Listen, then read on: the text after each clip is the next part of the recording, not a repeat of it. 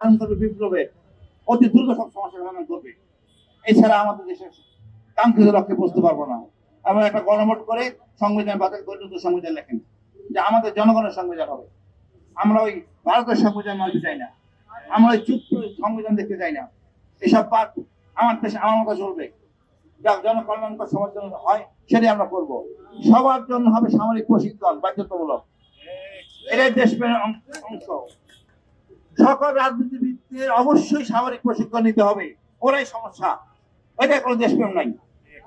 আপনি মনে করেন 16টা বছর বিদেশে ছিল, 15 বছর, 10 বছর, 12 বছর থেকে আমার নির্বাচনে হাওয়া খাওয়ার জন্য আসছে এখানে লুটপাট করার জন্য।